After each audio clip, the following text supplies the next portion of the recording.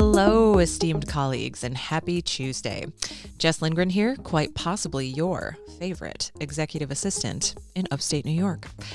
Welcome to Ask an Assistant. Let's get to work.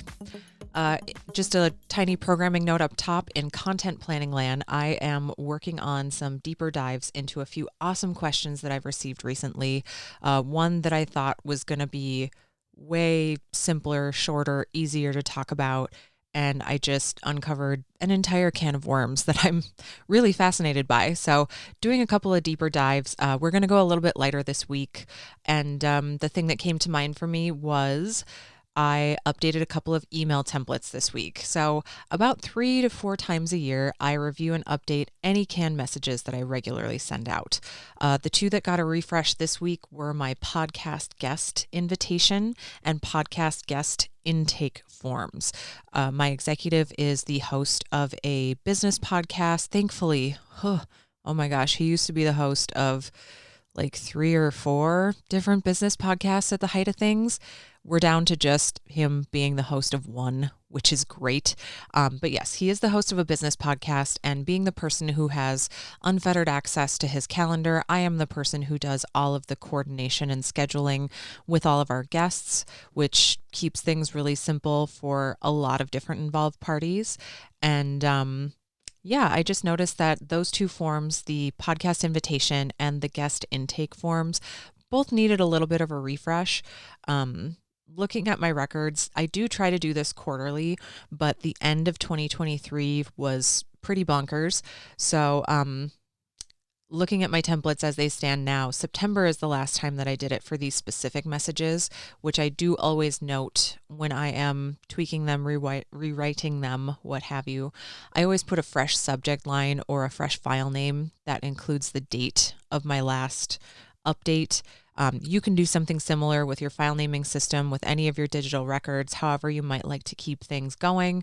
That's just how I do it. I like to know the last time, not just the last time that something was updated, like opened, like a PDF or a Word file might tell you last opened on date. I like to know when did I actually refresh the content. So I do that by sending myself an email from my executive's account, and it just says, subject line, here's the date, here's the form that it is, and go from there. For these two forms in particular, the differences are subtle, but really important, and based on feedback that I get from the people with whom I am coordinating schedules. For example, I recently started seeing a question from invited guests as to whether or not I would be sending a calendar invite. I think in my brain and writing it, I just thought it was inferred that we would be sending out an invite. We're inviting you to be on our show. We're inviting you with our intake process. We're inviting you to our recording platform, of which there are many. You can record on anything from the iPhone that you have in your pocket to the world's fanciest. NPR uses some real fancy microphones. I personally use a Heil PR40. There's everything in between. There's so many different ways to record, so many different platforms like Zoom, StreamYard, Zencaster, Squadcast, just limitless possibilities. We used to do all of our recording prior to Squadcast on Skype, so the process has changed a lot over the years. There are a lot of different ways to approach it. And I just thought that it was kind of implied. That's the word I was looking for. I was looking for implied. I thought it was implied that we would then continue the process by sending over a calendar invite once a date and time had been confirmed to, mark it in ink on the calendar. But there was, I would say out of the last 10 people that I've invited to be on the show, I would say probably 4 or 5 of them asked, hey, Jess, I'd love to do this date and time. Will you be sending a calendar invite to lock it in? And so I just decided that it was time to update the message. Noticing trends and adjusting appropriately is so important. I really can't stress that enough, just how much it can really save you so much time and effort and energy just by noticing little things and making tiny tweaks. I can definitely say from experience, and at this point of recording in mid-February, I am mere weeks shy of having worked with Pat for 10 years. Oh my gosh, 10 years. But I can really say from experience that people don't always read what you send. No matter how beautifully crafted your message might be, folks are looking for, a quick skim. What are the important details off the top? And an example that comes to mind is I used to write or at least review a lot of copy for webinars or other public-facing things that involved a scheduled date, time, place, and information about whether or not a recording would be available.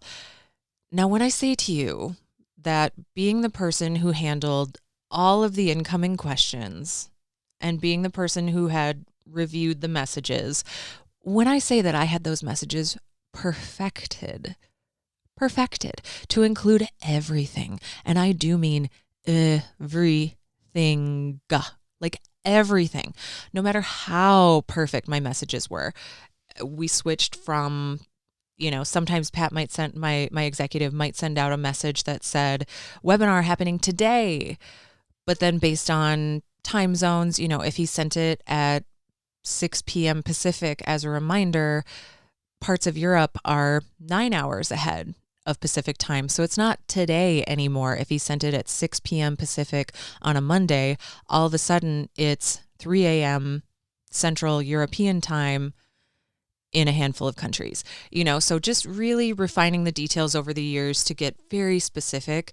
Now instead of saying today or just saying the time and not including a time zone designation, we've gotten down to saying the date, the month, the day of the week, the time, potentially even linking to a time zone converter. Like we definitely anchor everything to Pacific because that's where my executive is based. But adding that time zone converter really did help quite a few people who might not know that that was a readily available tool or where to find a reliable one. I personally love timeanddate.com. They are fantastic. Even including information about a recording being made available. No matter how perfect those messages were, there would always be a handful of folks that didn't catch all the details on the first review, reach out, via the support email to ask something that had already been answered in the text below. Fortunately for my wrists, I'm in my 40s and fortunately don't even have a tinge of carpal tunnel, and I'd like to keep it that way. The answers that I needed were right below their question in the original message, easy for me to copy and paste as a response rather than typing out something fresh every time somebody might ask something that was in the text below. And it's really easy to make the choice to provide good customer experience. Like you don't have to say, well, just, reread the email below. All of your questions are answered below. It really doesn't cost you that much more in terms of time, effort, and energy, and really builds a lot in terms of taking care of people and making people feel welcome in your space, to just copy and paste it. You know where the information is. It's easy for you to grab, and just really goes a long way in your customer experience. So, something to consider.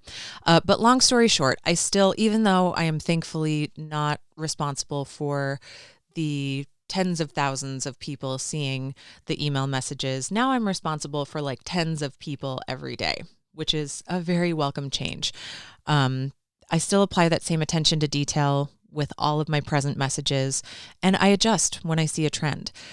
When I was writing the copy that was sent to tens of thousands of people, sometimes every day, oh my gosh, we could really expect to see hundreds of responses with questions. A few teeny little tweaks to any given message could really cut down a significant portion of the back and forth. Today, like I said, tens of people, not tens of thousands of people. But if even 5 people out of 52-ish invited podcast guests every year, if even 5 people are helped by my roughly quarterly changes, that's a huge reduction in communication for both sides of the scheduling equation. For anybody interested, here is the original script. Here's the original script from the podcast invite. I will be reading verbatim here, so hopefully it comes off this warm when one is reading it, but maybe giving it a little bit of the old audio medium polish. Hey name, Jess here on Pat's behalf. I'm writing with the distinct pleasure of inviting you to record with Pat for an upcoming episode on the SBI podcast. We'd love to find an hour of your time in the coming weeks. Is there any chance that you're available day, month, day of the week at time Pacific? And then providing a couple of options. If yes, awesome. Please let me know which one works best for you. If not, please give me a call at phone number between hours, days of week. No need to set an appointment. Just give me a call whenever is best for you. Speak soon. And here's the new script. Hey, name, Jess here on Pat's behalf. I'm writing with the distinct pleasure of inviting you to record with Pat for an upcoming episode of the SPI podcast. We'd love to find an hour of your time in the coming weeks. Is there any chance you're available at day, month, day of week at time Pacific? Again, providing a handful of options, already having specified that it is an hour of time that we're requesting, but maybe I can't even go back and tweak this a little bit more. If yes, awesome. Please let me know which one works best for you, and I'll send a calendar invite with dial-in details, as well as the intake process for our production team. If not, please give me a call at phone number between hours, days of the week. No need to set an appointment. Just give me a call whenever is best for you. Speak soon. I know the difference is subtle when I'm reading it, but it really makes a big difference when it's written and you're reading it yourself. Just that tiny tweak of scroll back up to it. Please let me know which one works best for you, and I'll send a calendar invite with dial-in details, as well as the intake process for our production team. Again, I know not everyone is going to catch every single detail of my beautifully crafted, very specific email, but, just even a percentage of the folks that I send this to, if it cuts down even 10%, I'm going to call that a big win. So if this is something that you might like as a basis, if you do a lot of scheduling with people, whether it's for a podcast or something else, if you'd like a copy of my template, you can take it and make it your own. The link is askanassistant.com/template or templates, if you're a big Tuca and Birdie fan. Both will get you to the right place. That's askanassistant.com/template or templates. Why do I say that differently? It's the same word, just one is plural. So askanassistant.com/template with or without the S. And you can see a link to that in the show notes, the description of the episode. As for the other template that was updated this week, the podcast guest intake form, no major changes were needed, but I did take the opportunity to check in with all of my external parties to make sure that the information I was sending to our guests is still correct. My executive uses a tool called Squadcast to record podcast episodes, and podcast production is an external team.